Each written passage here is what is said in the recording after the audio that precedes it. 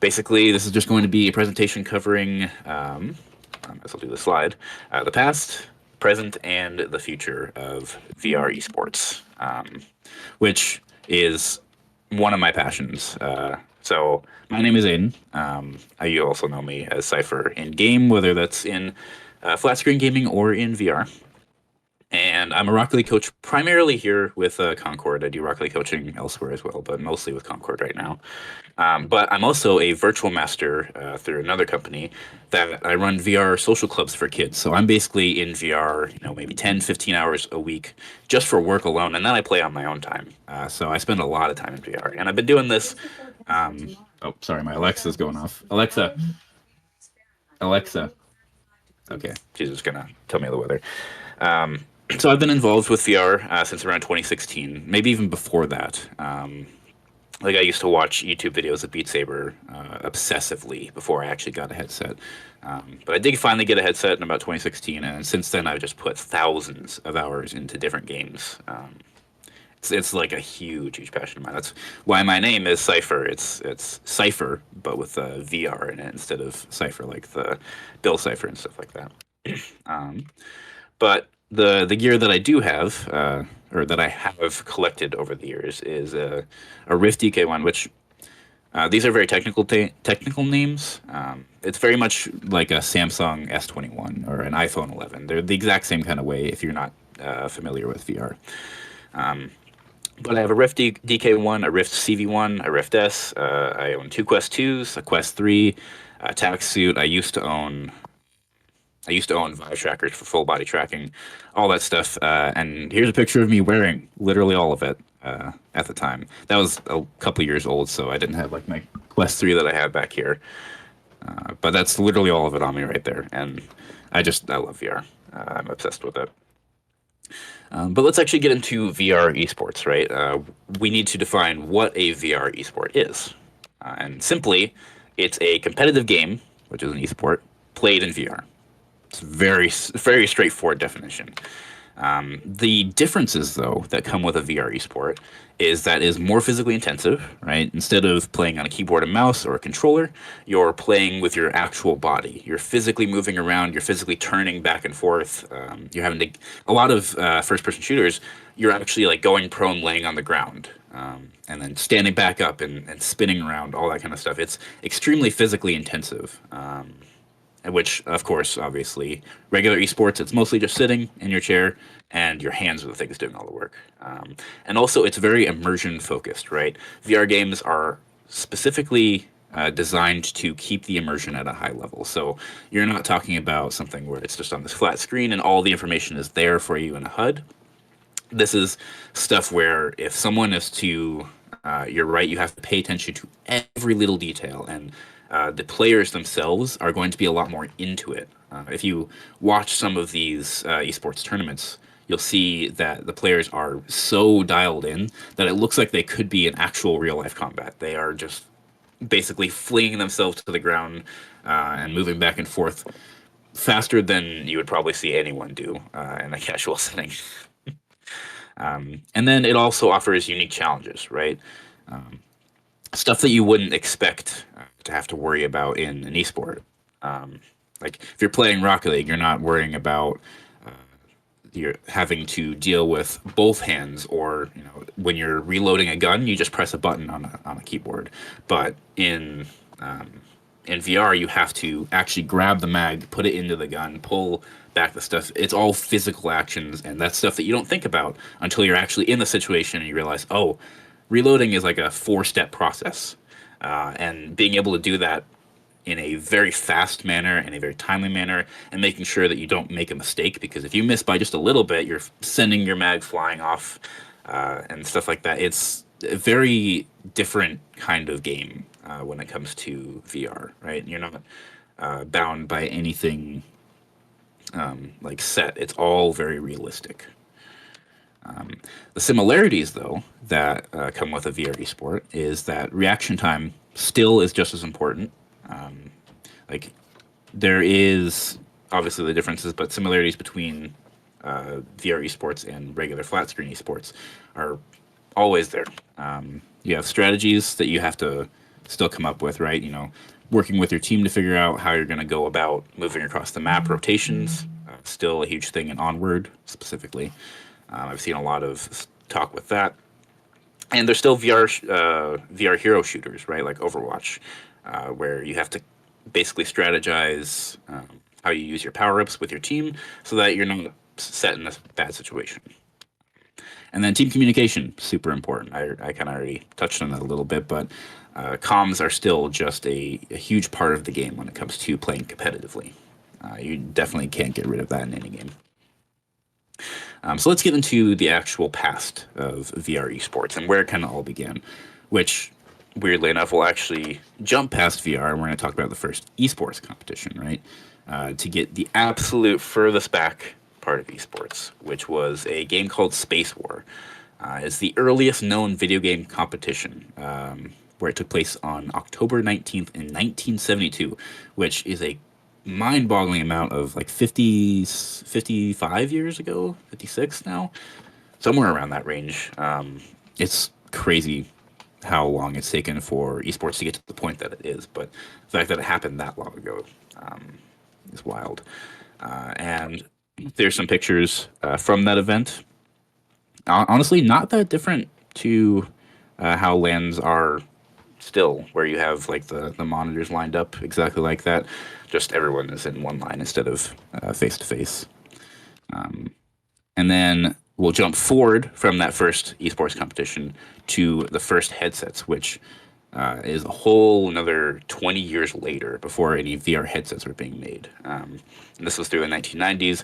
Stuff like the Sega VR, which never ended up getting a full product launch. They canceled it before they actually came out, but Sega was making a VR headset. The Virtual Boy, which was considered one of the biggest video game failures of all time, I believe. None of these headsets are good, to say the least. The virtuality was kind of like an arcade thing. It wasn't really a home device. And then the VR1 is Sega's arcade version. So they did actually end up making a VR device, but not for the home market. And then since that kind of area of time, or that period of time, I should say, there was kind of this death of VR. Everyone kind of considered it a novelty. It faded off into history, and no one really saw it as a viable thing for a long time, up until we get to the early 2010s. And in the 2010s is when stuff like the Oculus headset was coming out. This is a picture of the Oculus DK1, one of the oldest headsets. I believe that was 2013 that came out, where it was kind of starting to be viable to actually have a VR headset that was good, something that was usable. You have the PSVR, which came out as well in 2016, I believe. The Sensix is a company that's not very well known. I kind of discovered it in my research, and it looks like they were kind of pushing the FOV side of it way, way earlier than anyone else was. But they never really made it to a mainstream headset. And then you obviously have HTC Vive, which was a huge player as well. Oculus and HTC were kind of the two big names in the VR industry. And then you have phone-based VR, which I'm sure the majority of people who don't know too much about VR probably have either tried or know about phone VR. It's not VR. Just don't even compare it, because phone VR is limited beyond anything that current day headsets can do. So phone VR is kind of like an honorable mention on here, but it was a huge thing for a while. There was tons and tons of people trying to sell those things, but they're pretty much useless at this point. There's very little you can get out of them. And then from there, right, you start in the 2010s with the first actual viable headsets coming out. Most of them releasing in 2016, such as like the Oculus and the PlayStation VR, even the HTC Vive. They were all 2016 headset releases. But funnily enough, the first VR competition to ever happened 1 year prior in 2015. It was kind of like a build-up event, and this happened in China, which I wasn't able to find too much information on it because of that fact. I think some of it might be region locked, but basically, it was a huge tournament to start off with, where first place took home $10,000 in a prize pool. Second place came home with $5,000, and third place took home $1,500 equivalent. It wasn't in USD, but and it was Team Estonia took home the first VR esports champion title. And the game that was played was Virtual Warfare. Now, I tried my best to find literally even a picture of what this game looks like. It's nowhere to be found. I cannot find any trace of a competition with this game, but it exists. There are articles about it, and there are pictures from the event. So it did exist. It did happen. I just don't know where this game can be found at, but I want to find it. It sounds very interesting.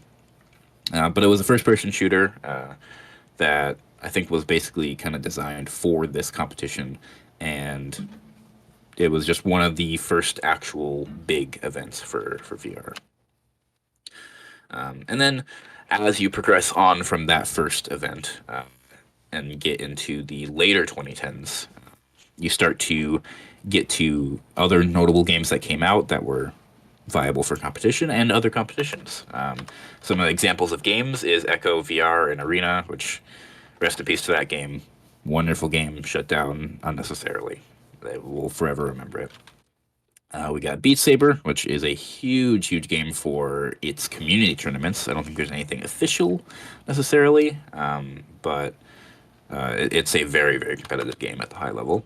Pistol Whip is an awesome rhythm game, similar to Beat Saber, but it's about shooting a gun instead of swinging a lightsaber. Contractors is a first-person shooter, wonderful game. Onward, first-person shooter, that one is one of the biggest ones in terms of VR esports. Pavlov as well is another first-person shooter. Turns out that VR is really good at immersing you in first-person shooter settings. You would never think that, huh?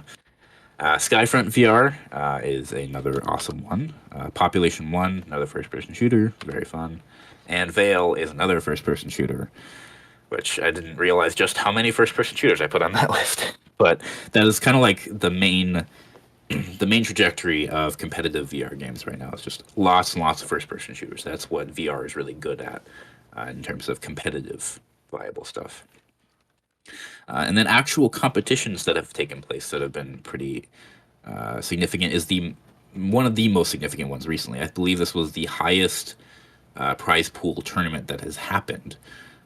Is the Miami Veil Major in 2022. They had $35,000 of a prize pool, and there was a bunch of Veil teams that came there. I don't remember exactly who won it, but yeah, it was a wonderful tournament. Then, as I said, Beat Saber has a really strong community, and they host a Beat Saber World Cup all the time. I believe, I don't know if it's yearly, but it should be. It should be an annual World Cup. And then you have one of the most professional settings for these tournaments, which has been the Oculus Connect competitions. Now, Oculus Connect does not exist anymore. Fortunately, rest in peace to that as well. It has been replaced by MetaConnect, and they don't really do that much in terms of VR esports anymore. They kind of are focused on product announcements and all that. But the Oculus Connect competitions, mainly with Onward, have been some of the most well-produced VR esport competitions across the board. And in those Oculus Connect competitions, there was 15 Onward World Championships, and they went through the VRML League, which we'll talk about later. And then, of course, there's just the many, many community competitions. So nothing super official, but the community kind of keeps that esports side alive. And then you have some examples and some pictures from some of those esports things. And as I was talking about earlier, right, this guy is literally laying prone instead of pressing a button to lay prone. Right, he's got to physically get on the ground. So it's a very intensive way to play esports. And then a side note, Joey, our own esports caster and coach, has played a lot of VR esports. He's been involved in a ton of stuff. He even had a VR arcade that he owned for a long time. And just some of the examples of what he's done. In 2018, he won a tournament for Archangel Angel Hellfire. Did I say it right the first time? I think I did. In Beat Saber, he placed second place in 2018 at TwitchCon. In 2020, for Skyfront VR, he was the world champion. Whoops, I have the picture in the way. He was coach and sub, and they won first in that. They beat out everybody. Pistol Whip 2020, there was a tournament, and they placed 16th global. In Electronauts, he won for best track. There was like a competition to who could create the best music track, and he won that. For Sprint Vector, he is pretty much like top 10 in most of the tracks to this day, for like the best times in Sprint Vector. In Tower Tag 2019, he placed fourth in the world, and he has a huge track record. It's awesome. Yeah, he really is so cool. I see you in the chat there. He's awesome. Yes. But let's get to the present of VR esports, right? What's going on right now? Where is all of this stuff leading up to? And the state of VR esports today is that things have kind of plateaued. There really isn't all that much going on for VR esports anymore. It had like its growth as it started, and it went up and up, and then it's just flat. There's really not all that much going on, especially with the loss of Oculus Connect. I don't believe MetaConnect does any esports tournaments anymore. So there really isn't all that much going on, unfortunately. But there are still leagues that do run tournaments, and they run VR esports leagues. These are the ones here, right? VR Master League, that was the one that I talked about earlier. VR ML, they were the ones who were responsible for a lot of the onward tournaments at Oculus Connect. Then you have VR Esports League, International VR League, Virtual Athletics League, which is the one that Joey is the most familiar with, and then VR Party League. Those are kind of like the main ones. And then Veil, as I mentioned earlier, that was one of the first-person shooters, right? They are pretty much one of the only games pushing to be a competitive esport right now. As I said, they had one of the biggest prize pool tournaments happen at 35K. And that was a hugely hyped up event. So this isn't like a sponsorship or anything. Don't worry about that. But I just want to talk about them because they ended up looking very promising, and they had a good competitive scene. Everything was going right. And then in order to port it to the Quest platform, which is like the mobile VR platform, right? It's the difference between PC gaming and mobile gaming. They had to tone down some of the graphics, and they accidentally kind of messed some stuff up in the game.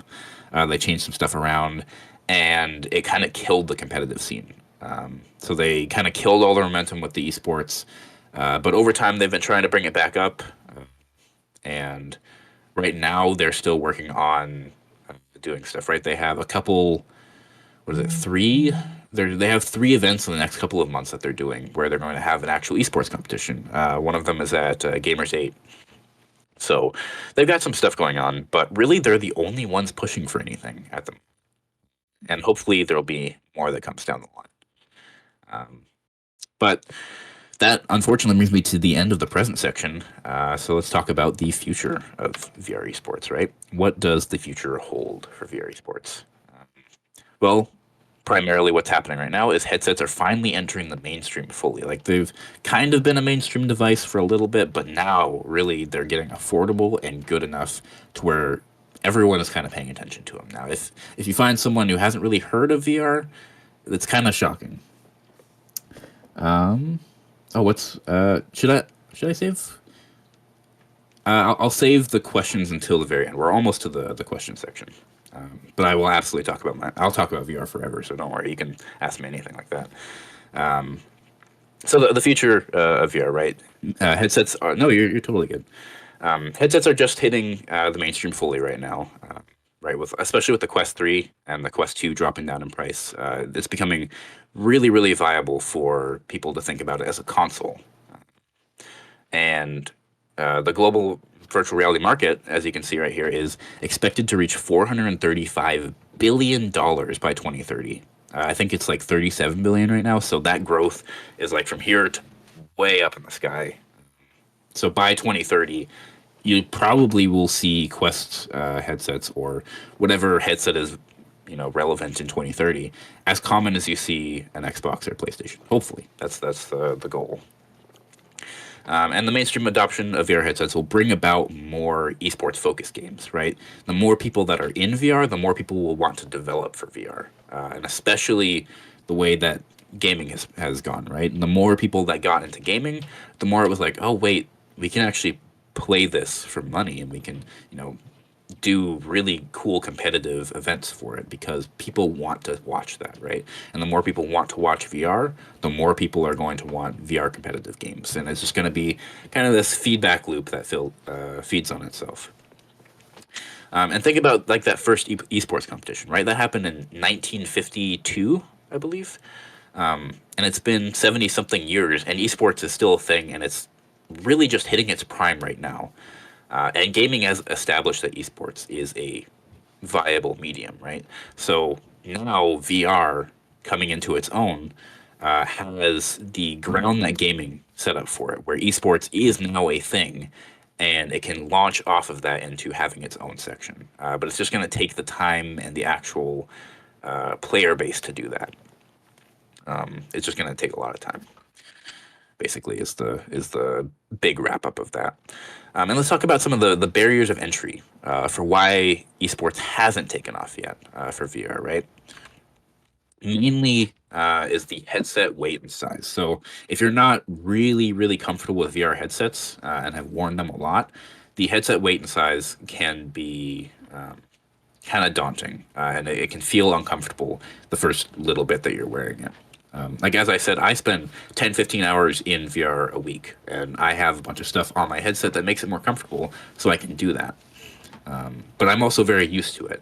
The weight is all front loaded right now. They're very large devices, but they're getting smaller and smaller. There's actually a headset that's been released recently that is called the Big Screen Beyond, and it basically sits on your face like this, like it's that small. Instead of being this big chunky thing on your face, it's right here.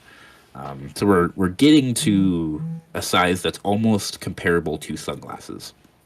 The weight is still a factor though, right? You can shrink down the size, but if it's really heavy, it's still gonna not feel good when you're moving your head around constantly like this. So once the weight and the size come down to a manageable level, I think VR will get a lot more recognition. And then when it comes to motion sickness, it is a huge, huge factor in VR. There has been a lot of work done to try and figure out how to stop motion sickness, and most of it tends to ruin the immersion of the game. Motion sickness is it's where your eyes are interpreting stuff that your body isn't feeling, and it makes you feel sick, and it can be terrible. Like if you get a motion sickness stomach ache from VR or a headache, it will last hours and hours. So you have to be very careful when getting into VR. But once you do get into VR and you take your time with it, you end up getting to the point where you have your VR legs, very similar to sea legs, right? The more time you spend on a boat, the more time you feel comfortable on it. The more time you spend in VR, the more time you feel comfortable with it. You just have to work your way up slowly. But the actual process of getting to that has turned a lot of people away from VR. Sometimes their first experience, they go for something like a roller coaster, and it just absolutely ruins their opinion of VR for the rest of time. Like they don't want to touch VR anymore because the one time they did, it made them throw up for 5 hours straight. Right? That's not a good experience to have. So being able to solve those problems and making sure that people don't get that opinion of VR is a super important thing that's trying to be figured out. And then thirdly is the accessibility of it, right? People need to be able to actually get their hands on the headset, which goes hand in hand with the price, right? They need to be able to actually get the headset and be able to reasonably afford it. Obviously, esports usually starts out with consoles and PCs and stuff, but those have pretty set prices. And VR has been bringing down their price slowly but surely. Right now, it still hovers in the like 200 to or 250 200 to 500 range for like the low end headsets, but those are like the headsets that are popular right now. So the price is getting there, but it's just not quite there yet. And once it gets to the point where it can, be reasonably purchased and have the value for the money, at least in the consumer eyes, personally, I feel like they are way more valuable. Like I would spend $1,000 on some of the headsets, depending on what they have. But once they get to a point where the regular consumer sees the value in it for the price, uh, the actual adoption into the mainstream will be a lot better.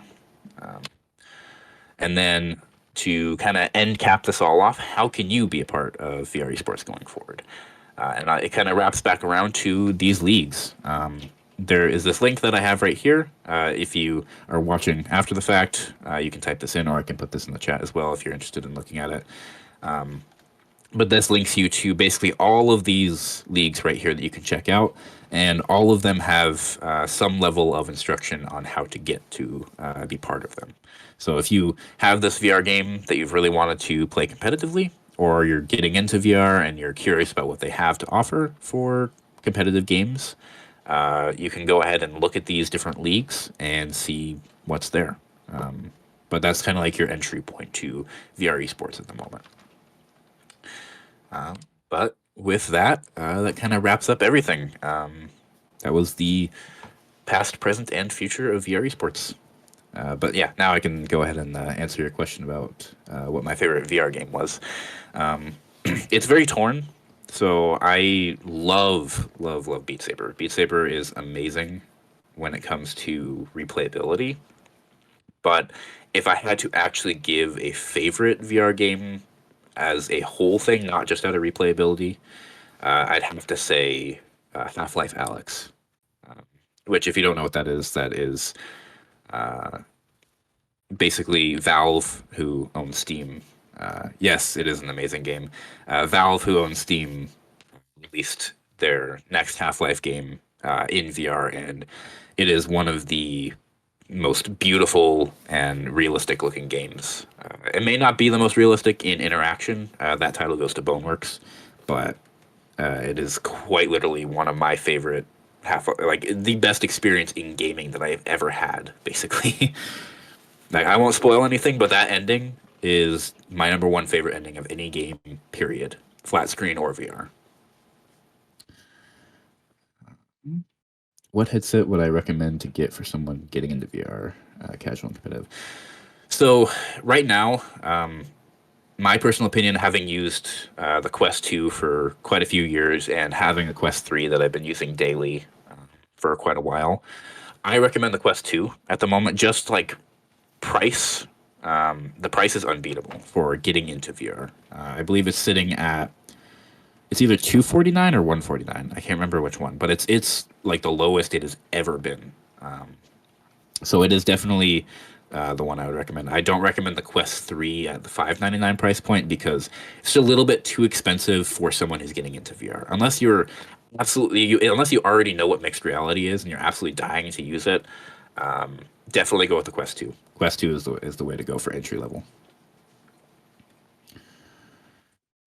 If I could make a VR game, what would you make and why? Ooh.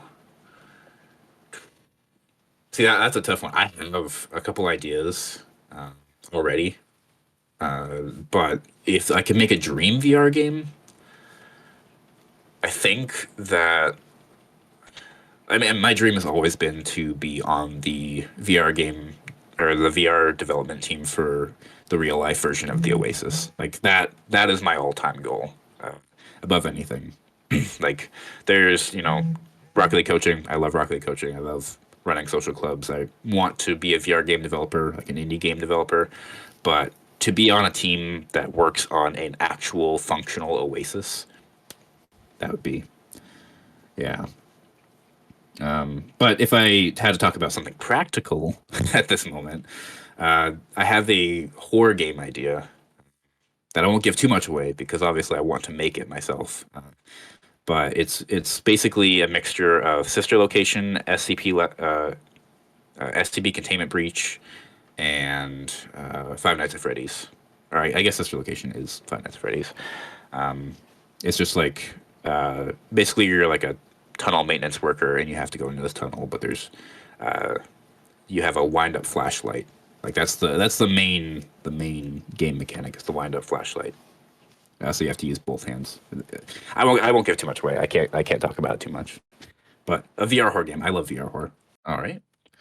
Well, then I am happy to leave that off there. I'm glad that you were here to listen, and it was super exciting to be able to give this talk because VR is a huge passion of mine. So talking about it just is like the funnest thing to me.